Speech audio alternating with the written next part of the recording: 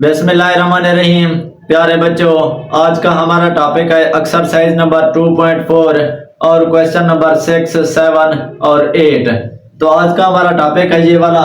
तो सबसे पहले क्वेश्चन नंबर 6 मैंने लिख दिया है, तो बिना टाइम वेस्ट किए क्वेश्चन की तरफ आते हैं। The formula to measure the magnitude of earthquakes is given by m is equal to log की base 10 a over a naught if amplitude A is 10,000 and reference amplitude A naught is 10, what is the magnitude of earthquake?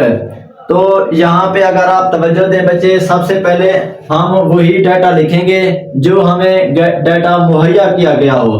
तो कोशिश किया करें, सबसे पहले समझा करें, आपने ये वाली m की वैल्यू आपने मालूम करनी है, यानी कि ये वाला फार्मूला उसने खुद दिया हुआ है। अर्थक्वेक मैग्नीट्यूड का जो फार्मूला है ना, m is equal to log की base 10 a over a naught. तो ये हमें चीज गिवन है और उसके साथ देखेंगे और कौन कौन सी चीज हमें दी हुई है। Amplitude a is equal to क्या है, 10,000 है, और रेफरेंस एम्पलीट्यूड a नॉट क्या है, हमारे पास सिर्फ 10 है। तो हमने इस फार्मूले की मदद से m की वैल्यू को मालूम करना है, यानी कि मैग्नीट्यूड ऑफ अर्थक्वेक को मालूम करना है। तो सबसे पहले मैं यहाँ पे लिखूंगा गिवन दैट लिखने के बाद सबसे पहले एम्पलीट्यूड हमें दिया हुआ है, तो इधर मैं लिखूंगा a इज इक्वल टू क्या है हमारे पास, 10,000। तो ये मैंने 10,000 लिख दिया है। और उसके बाद और क्या दिया हुआ है, रेफरेंस एम्पलीट्यूड यानी कि ए नॉट हमें दिया हुआ है, वो कितना है हमारे पास, यानी कि 10। तो यहाँ पे ये देखें, रेफरेंस एम्पलीट्यूड इज 10। तो ए नॉट को मैंने लिख दिया, ये 0 मैंने बड़ा लिख दिया, जस्ट 0 लिखना है। ए नॉट इज इक्वल टू 10 है। उसके साथ अब दूसरा स्टेप क्या है, हमने मालूम क्या करना है, मैग्नीट्यूड ऑफ अर्थक्वेक मालूम करना है। तो यहाँ पे उसने फार्मूला ऑलरेडी हमें दिया हुआ है, तो हम ये वाला फार्मूला लिखते हैं। m इज इक्वल टू, ये क्या है, log की बेस कितनी है हमारे पास, 10 है, a ओवर क्या है, a नॉट है हमारे पास। तो बच्चे अगर आप तवज्जो दें तो यहाँ पे देखें, ये वाला m तो हमने खुद ही मालूम करना है, log ये हम खुद मालूम कर लेंगे। a की वैल्यू क्या है, 10,000 है, और a नॉट की वैल्यू कितना है, 10 है। तो बिना टाइम वेस्ट किए तो इनको पुट कर देते हैं हम। m is equal to log इसकी बेस कितनी हो जाएगी, 10, a की वैल्यू कितना है, 10,000 है, तो ऊपर मैं 10,000 पुट कर देता हूं, और नीचे क्या है, a नॉट हमारे पास सिर्फ 10 है, ये वाली रकम दी हुई है। तो आप देखें, ये 0 एक 0 के साथ कैंसिल हो जाएगा, तो सिर्फ क्या बच जाएगा, 1000 बच जाएगा। तो इधर मैं लिखता हूं m is equal to log इसकी बेस 10, आगे क्या लिख दूंगा, 1000 लिख दूंगा, क्योंकि ऊपर वाली वैल्यू सिर्फ 1000 बच गया, तो उसके सामने मैंने लिख दिया है। अगर आप तवज्जो दें बच्चे, ये है यानी कि 1000 यानी कि 3 सिफर है। अगर मैं इसको पावर की शक्ल में लिखूं तो बच्चे log इसकी बेस 10 और 10 की पावर 3, यानी कि इस 1000 को मैंने 10 की पावर 3 में कन्वर्ट कर दिया, पुट कर दिया मैंने। अब आप देखें, log जब मैं यहाँ पे देखें, ये हमारे पास पावर की शेप में दिया हुआ है log, 10 के सामने वाली वैल्यू के ऊपर पावर है। तो अगर मैं यहाँ पे पावर लॉ अप्लाई करूं तो ये वाली 3 लेफ्ट साइड पे log के चली आएगी। तो यहाँ पे लिखता हूं मैं m is equal to 3 log, और उसके बाद 10 वाली नीचे, ये सामने वाली वैल्यू क्या बच जाएगी, 10 बच जाएगी। यहाँ पे फिर से तवज्जो करें बच्चे, log इसके साथ बेस 10, सामने वाली वैल्यू 10 के ऊपर क्या है हमारे पास, 3 है। तो यहाँ पे मैं पावर लॉ जब अप्लाई करूंगा तो ये पावर है, तो log के लेफ्ट साइड पे चले आएगी, बाकी वैल्यू को वही की वही रहेगी। एक और बात बचे, अगर बिलफर्ज log की बेस भी एक जैसी हो और log के सामने वाली वैल्यू भी एक जैसी हो, बराबर हो, तो हमारे पास आंसर 1 आता है। तो यहाँ पे देखें, log की बेस 10 है और सामने वाली वैल्यू भी 10 है, यानी कि एक जैसी है। तो इसको हम क्या लिख सकते हैं, 3 into 1, ये पूरी रकम क्या होगी, 1 के बराबर होगी, यानी कि log की बेस और सामने वाली वैल्यू का जवाब हमारे पास 1 आता है। तो यहाँ पे मैंने डायरेक्ट 1 लिख दिया है। तो m इज इक्वल टू 3, ये हमारे पास क्या आ गया बच्चे, एम्पलीट्यूड हो गया। What is the magnitude of earthquake, तो m इज इक्वल टू 3, ये हमारा आंसर निकल आया। तो उम्मीद है बच्चे पहला क्वेश्चन हमने आराम के साथ सिंपल तरीके से हल कर लिया है। अब चलते हैं क्वेश्चन नंबर 2 की तरफ। अच्छा बच्चे, क्वेश्चन नंबर 7 लिख दिया है। अब इसको समझने की कोशिश करते हैं। Abdullah invested 1 lakh in a saving scheme and gains interest at the rate of 5% per annum, so that total value of this investment after T year, ये जहाँ पे 7 नहीं है, T है, टाइम बताया हुआ है, T years is RSY. This is modeled by an equation y is equal to 1 lakh 1.05 सारे की पावर कितनी है, T है। तो यहाँ पे उसने बताया हुआ है T क्या है, ग्रेटर देन 0 है हमारे पास। Find after how many years the investment will be double. तो यहाँ पे अगर आप सबसे पहले वही चीज मैंने पहले बताया हुआ है, जब भी ऐसी किस्म का कोई क्वेश्चन आ जाए, मतलब कि अगर इबारती को क्वेश्चन स्टेटमेंट वाला आ जाए, तो सबसे पहले आप वही डाटा लिखा करें जो हमें प्रोवाइड किया गया हो। तो यहाँ पे अगर आप देखें, ये वाला जो 1 लाख हमें दिया हुआ है, ये हमारे पास उसकी इन्वेस्टमेंट है, यानी कि टोटल RS है, यानी कि कीमत है। तो यहाँ पे मैं क्या लिखूंगा, RS बाई दिया हुआ है, तो इसको मैं यहाँ पे लिखूंगा given that y is equal to कितना है हमारे पास, ये वाली वैल्यू 1 लाख है हमारे पास, ये वाली वैल्यू मैंने लिख दिया है RS। और उसके साथ दूसरी क्या है हमारे पास, 5% के हिसाब से दी हुई है, और 5% के हिसाब से जो उसने टोटल किया है T years के हिसाब से किया है। लेकिन अगर उसने जो इक्वेशन हमें दी हुई है T वाली, यानी कि y is equal to 1 lakh 1.05, इसके आगे की पावर क्या है, T है। अगर आप बच्चे तवज्जो दें, ये वाली रकम मैं अगर इक्वेशन लिखूं तो कैसी है, y is equal to 1 lakh into हमारे पास आगे क्या है 1.05, ये सारे की पावर क्या है हमारे पास, T है। अगर आप बच्चे तवज्जो दें, जहां पे देखें ये हमारे पास y क्या है, 1 लाख है हमारे पास, लेकिन दूसरी बात क्या है, उसने जो हमने खुद ही मालूम करना है, find after how many years, यानी कि T की बात कर रहे हैं, T years है ना, तो T को हमने मालूम करना है, बताना है कितने सालों में उसने बनाना है इन्वेस्टमेंट विल बी डबल। तो जो उसने इन्वेस्टमेंट किया हुआ था वो कितने सालों में डबल हो जाएगी। तो यहाँ पे देखें y दिया हुआ है, तो y मैं क्या लिखूंगा, y की जगह पे 1 लाख लिखूंगा। लेकिन दूसरी बात क्या है जो मेन है, जहां पे देखें विल बी डबल, तो यहाँ पे इनकम को मैंने 1 लाख थी इन्वेस्टमेंट, तो इसको मैंने डबल करना है, तो 100 मैं इसको क्या करूंगा, 2 के साथ मल्टीप्लाई करूंगा, 2 मल्टीप्लाई 1 लाख, बाकी सब के सब वही रकम लिखूंगा 1 लाख, उसके बाद क्या है 1.05, और सारे की पावर क्या हो गई, T हो गई। तो उम्मीद है बच्चे यहाँ तक क्लियर हो गया होगा। मैंने कुछ नहीं किया, ये वाली स्टेटमेंट मैंने लिखी है जो उसने प्रोवाइड की थी। अब इस y की जगह उसकी इन्वेस्टमेंट थी, मैंने 1 लाख इन्वेस्टमेंट ऊपर दी हुई थी, मैंने वो लिखी है। ये वाला 2 जो है ना, उसने कहा था इन्वेस्टमेंट विल बी डबल, तो इन्वेस्टमेंट को मैंने 2 के साथ मल्टीप्लाई किया है। बाकी ये वाली स्टेटमेंट राइट वाली की वैसे लिख दी। अब आप तवज्जो दें, ये 1 लाख को कितना हो जाएगा, 2 के साथ मल्टीप्लाई करें 2 लाख हो जाएगा, इज इक्वल टू 1 लाख हो गया। उसके बाद क्या है, हमारे पास 1.05, और सारे की पावर क्या हो गई, T हो गई। बिल्कुल इसी कंडीशन से यहाँ पे देखें, ये 1 लाख 1.05 के साथ मल्टीप्लाई हो रहा है, तो मसावात को इसको दूसरी तरफ ले आऊंगा, ये डिवाइड हो जाएगा। तो यहाँ पे देखें 2 लाख, और इस सारे का ओवर क्या है हमारे पास 1 लाख है, तो यहाँ पे मैं 1 लाख लिख लेता हूँ। बाकी क्या वैल्यू बच जाएगी 1.05, और इस सारे की पावर क्या हो गई, T हो गई। तो यहाँ पे देखें, ये सब का सब सिफरें कैंसिल हो गई, सिर्फ क्या बच गया, 2 बच जाएगा हमारे पास, इज इक्वल टू 1.05, और सारे की पावर क्या हो गई, T हो गई। उम्मीद है बच्चे यहाँ तक क्लियर हो गया होगा। अब आप देखें, यहाँ पे हमने क्या करना है, इस T की वैल्यू निकालनी है। तो यहाँ पे इस T की वैल्यू निकालने के लिए मुझे दोनों अतराफ लॉग लेना पड़ेगा। तो इधर मैं लिखता हूं taking log on both sides, taking log on both sides, on both sides. तो यहाँ पे देखें, यहाँ पे लॉग कितना हो जाएगा, ये वाला 2, और इसके साथ ये वाला लॉग कितना हो जाएगा 1.05 और इस सारे की पावर क्या हो जाएगी, t हो जाएगी। इसी तरीके से सेम कंडीशन में जहाँ पे देखेंगे log के सामने वाली वैल्यू का पावर बनी हुई है, तो यहाँ पे मैं पावर लॉ अप्लाई करके t को log के लेफ्ट साइड पे ले आऊंगा। तो यहाँ पे इधर मैं लिखता हूँ log 2 is equal to t, उसके बाद क्या है log 1.05। तो यहाँ पे अगर आप ब्रैकेट लगाएं भी ठीक है, 1.05 के दरमियान वह ना भी लगाएं तो कोई इशू वाली बात नहीं है। इसी तरीके से बच्चे अगर आप तवज्जो दें बच्चे, हमने सबसे पहले क्या करना है, 2 log निकालना है, log 2 यानी कि 2 का log हमने मालूम करना है।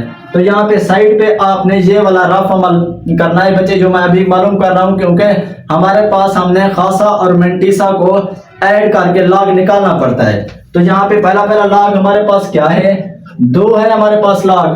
तो अगर आप तवज्जो दें, जिसका हमारे पास पॉइंट नहीं दिया हुआ होता तो उसका क्या होता है, लास्ट पे होता है। तो 2 के बाद हमारा क्या है, पॉइंट है, तो मतलब इसका क्या है, यानी कि CH इसका क्या निकलेगा, 0 निकलेगा। मतलब के कैरेक्टरिस्टिक्स इसका क्या हो जाएगा, 0 हो जाएगा।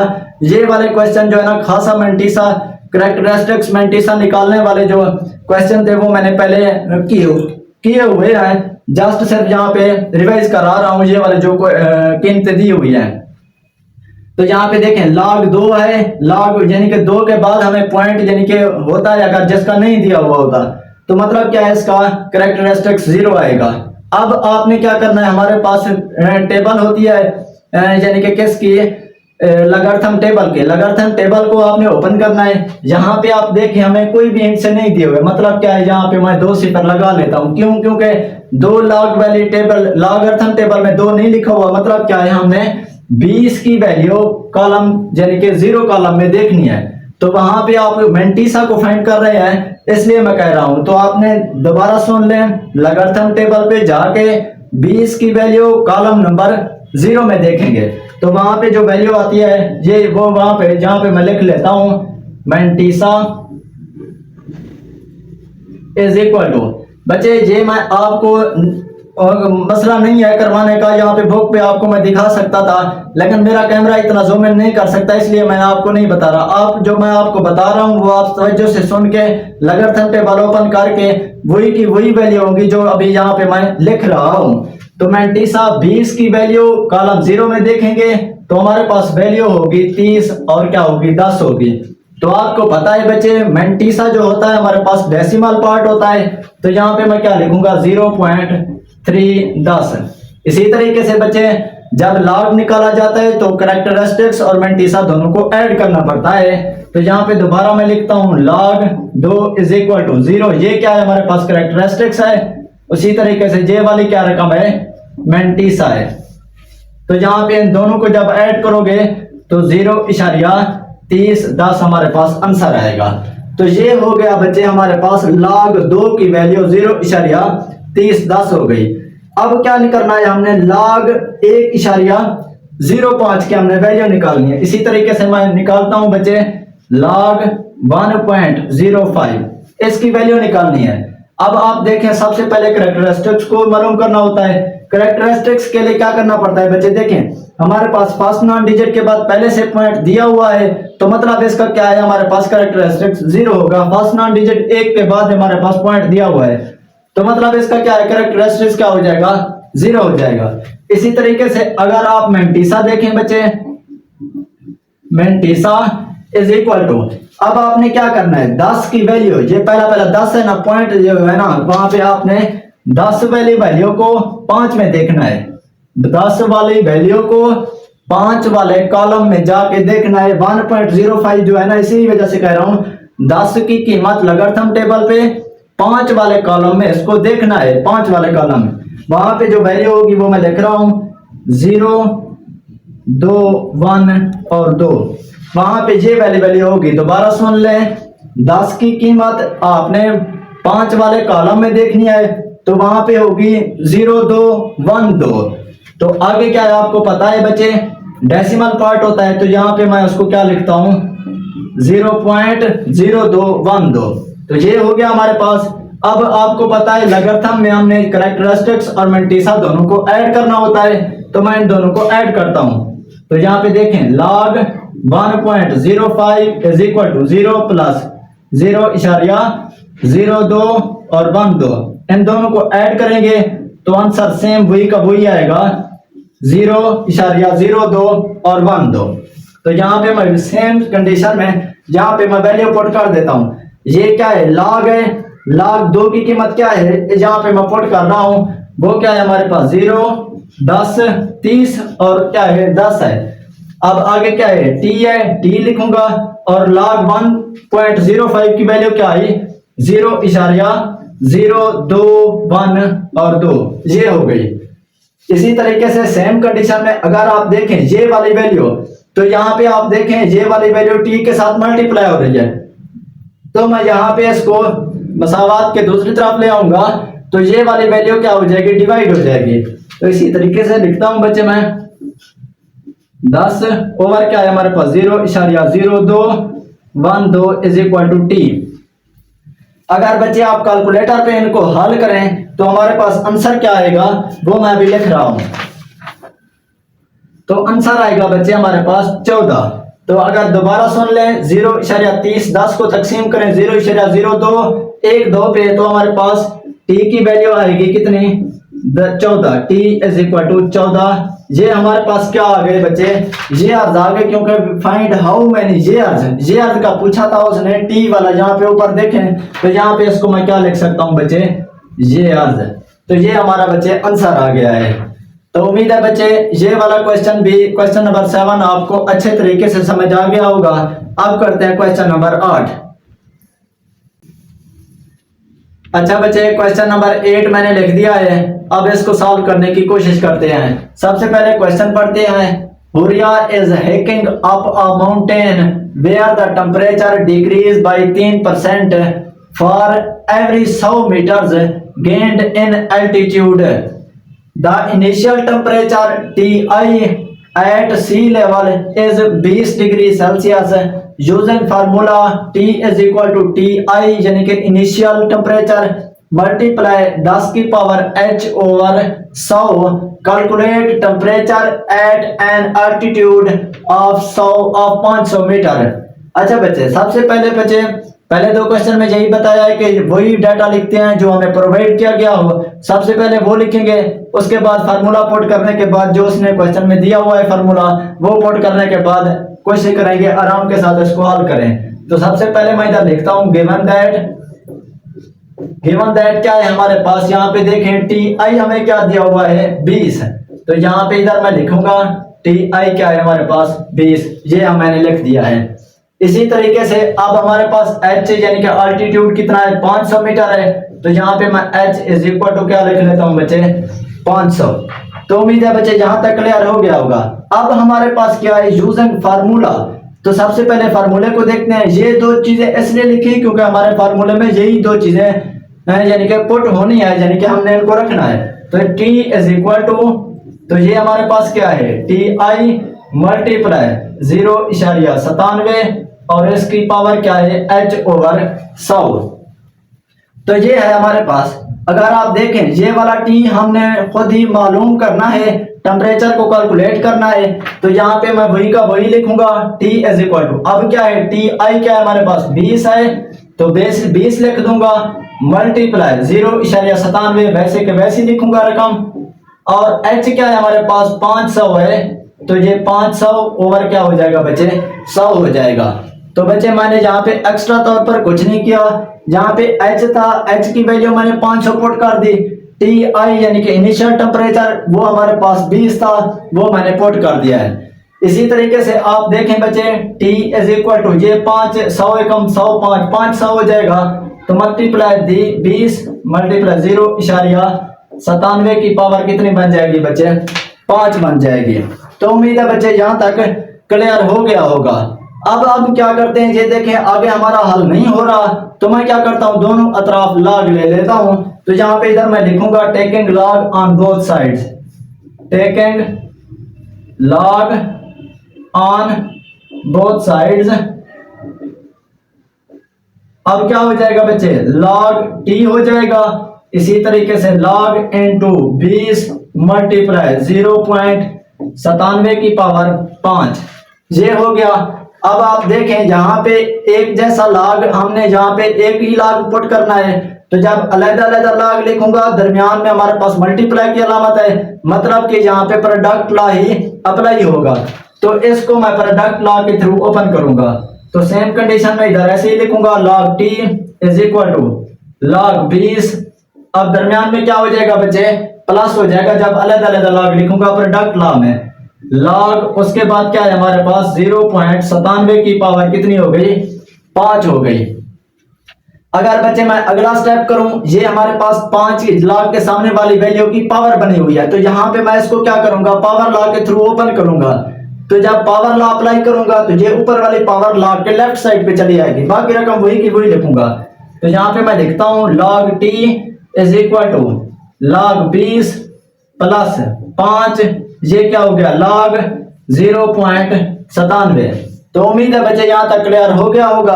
अब आप देखें, सबसे पहले हमने 20 के log की वैल्यू हम मालूम करेंगे, उसके बाद log 0.97 की वैल्यू फाइंड करेंगे। तो इसको मैं रफ अमल पे एक साइड पे कर लेता हूं। आप भी बच्चे आपने पेपर में ये वाला स्टेप नहीं करने होते, जो वैल्यू को फाइंड करना होता है आपने डायरेक्ट वैल्यू फाइंड करनी है। ये वाला प्रोसेस जो अभी मैं लिख रहा हूं, या पहले कोई दूसरे यानी कि क्वेश्चन नंबर 7 में जो किया था वो आपने यहाँ पे रफ अमल पे करना है एक साइड पे। तो यहाँ पे मैं आपको अलग एक इसलिए लिखता हूँ, वरना वैल्यू तो मैंने पहले से फाइंड की हुई है, डायरेक्ट पुट कर सकता हूँ। आपको दोबारा एक एक स्टेप करके बयान करके बताता हूँ। तो यहाँ पे देखें, पहले हमारे पास क्या है, log 20 है, जहां तक है हमारे पास। तो सबसे पहले हम इसकी वैल्यू को फाइंड करते हैं। अच्छा बच्चे, आपको पता है बच्चे, जिसका पॉइंट log 20 है हमारे पास, जिसका पॉइंट नहीं दिया हुआ होता तो उसका पॉइंट क्या होता है बच्चे, आखिर में होता है। अगर हमने ये वाला पॉइंट है, इस पॉइंट को log के अब जहां पे पॉइंट को ले आना है यानी कि फर्स्ट नॉन डिजिट के बाद, तो जब हमारे पास पॉइंट राइट से लेफ्ट की तरफ मूव करता है तो हमारे पास यानी कि 1 इंच बढ़ाते हैं तो प्लस का 1 लिखते हैं, 2 इंच से बढ़ाते हैं तो प्लस के 2 लिखते हैं, यानी कि आगे बढ़ाते जाते हैं। तो फर्स्ट नॉन डिजिट के बाद हमने लगाना है पॉइंट, 1 इंच मैंने आगे बढ़ाया है, तो मतलब इसका कैरेक्टरिस्टिक्स क्या निकल आया बच्चे, 1 निकल आया है। सेम कंडीशन में ये तो निकल आया हमारा कैरेक्टरिस्टिक्स। अब आपने क्या करना है बच्चे, अब आपने मेंटीसा को फाइंड करना है। तो इधर मैं लिखता हूं मेंटीसा इज इक्वल टू, आपने क्या करना है बच्चे, 20 को दोबारा सुन ले, यहाँ पे पॉइंट है, एक और पॉइंट बढ़ा देता हूं मैं, 20 वाली वैल्यू को आपने लॉगरिथम टेबल पे लॉग वाला सफा ओपन करना है, एंटी लॉग वाला नहीं करना, लॉग वाला सफा ओपन करना है। 20 की वैल्यू 0 कॉलम में जाके देखनी है, वो होगी हमारे पास 30 और 10, 30 और होगी 10 होगी। तो इसी तरीके से आपको पता है मेंटीसा डेसिमल पार्ट होता है, तो इसको मैं क्या लिखता हूं, 0.3010 लिखूंगा। आपको पता है बच्चे, जब लॉग लेते हैं हम मेंटीसा और कैरेक्टरिस्टिक्स दोनों को ऐड करते हैं, तो इधर मैं क्या लिखूंगा, log 20 is equal to characteristics क्या है, 1 है और मेंटीसा क्या है, 0.3010 है। तो जब इन दोनों को ऐड करूंगा 0.3010 हो जाएगा।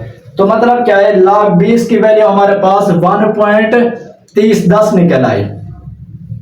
उम्मीद है बच्चे यहाँ तक क्लियर हो गया होगा। अब निकालते हैं log 0.97 की वैल्यू। अब आपने क्या करना है, log 0.97 इसकी वैल्यू हमने फाइंड करनी है। अच्छा बच्चे, ये हो गया हमारे पास।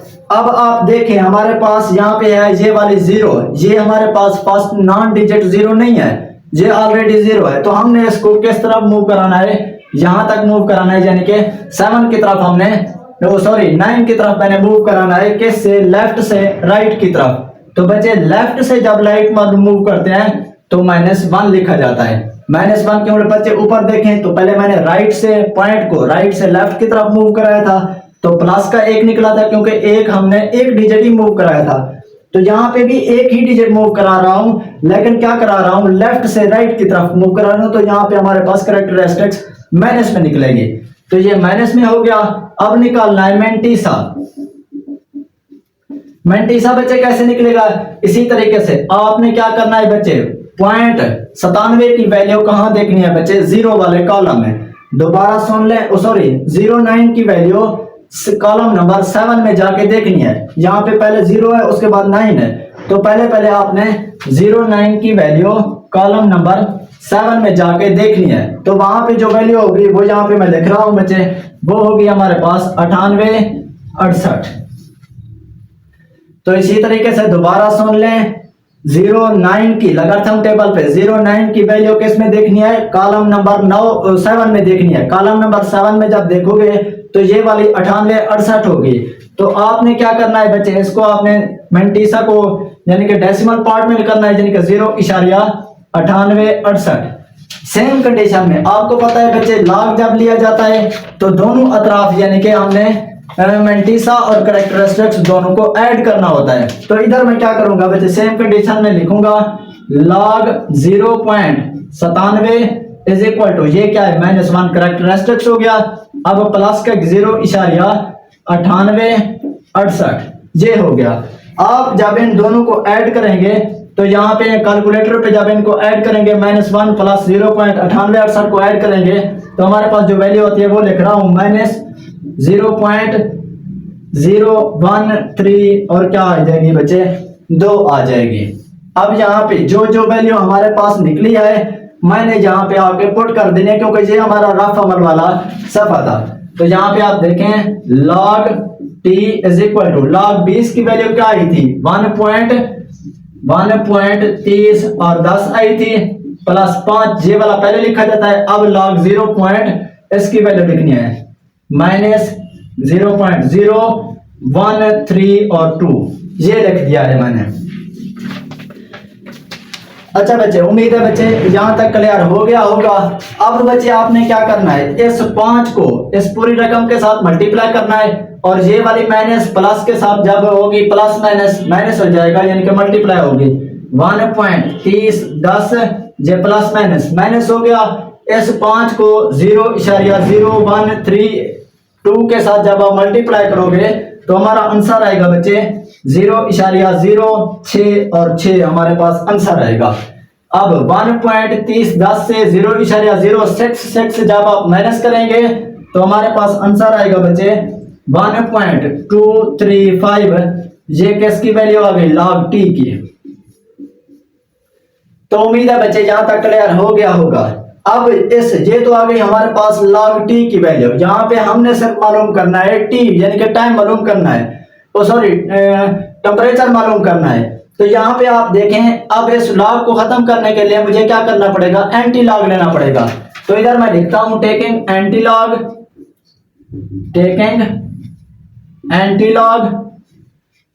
On both sides.